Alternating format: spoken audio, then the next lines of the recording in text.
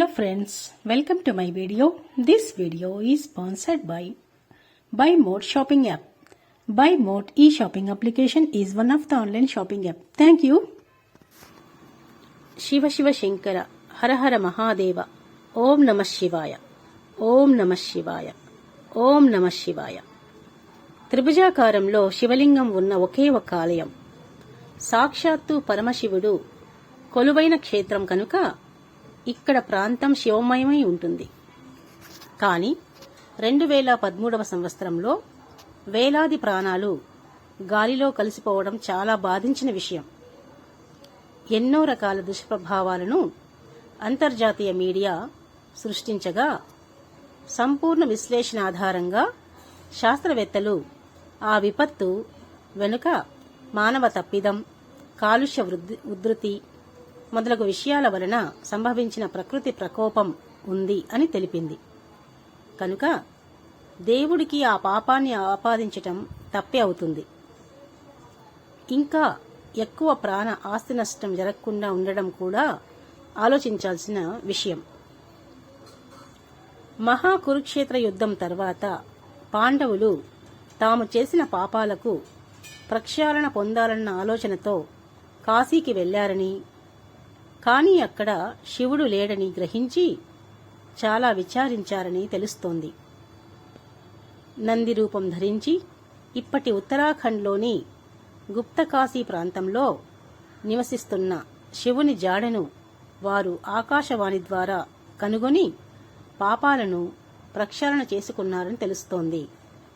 కాని యమపురికి వెళ్లే దారిలో తాను వారికి ఎలాంటి సహాయం చెయ్యనని శివుడు వారికి తెలియపరిచినట్టు వినికిడి.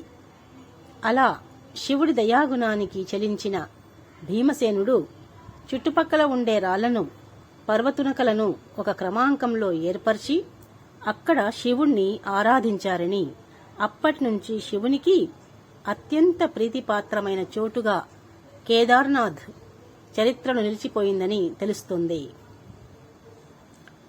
ప్రముఖ శైవ క్షేత్రాలన్నింటిలో అండాకారము, ఓవెల్ షేప్లో ఉండే శివలింగాలను పూజించటం కొన్ని యుగాలుగా వచ్చే ఆనవాయితీ.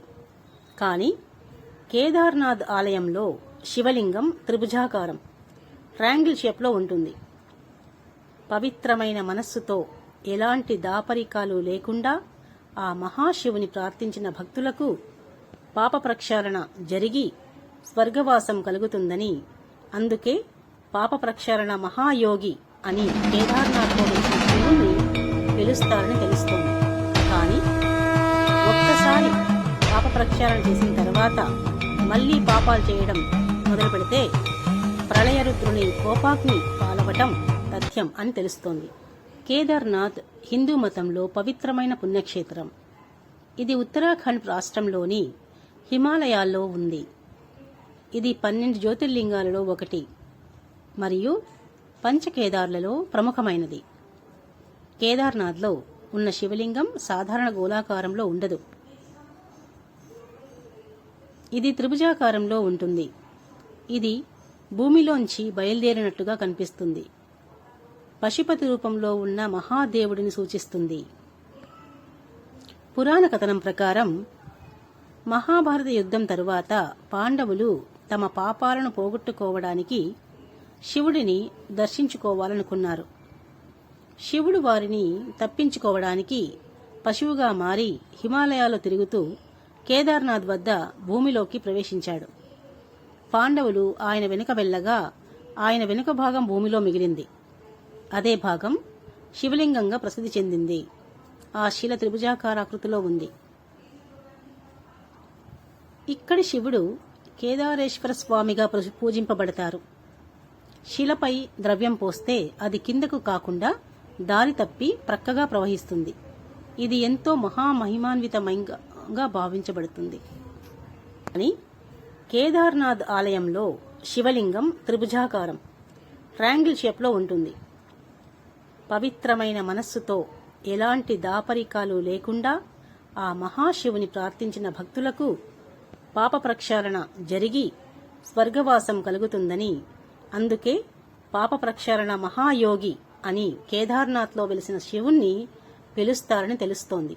కానీ ఒక్కసారి పాప ప్రక్షాళన చేసిన తర్వాత మళ్లీ పాపాలు చేయడం మొదలు పెడితే ప్రళయరుద్రుని కోపాగ్ని పాలవటం తథ్యం అని తెలుస్తోంది.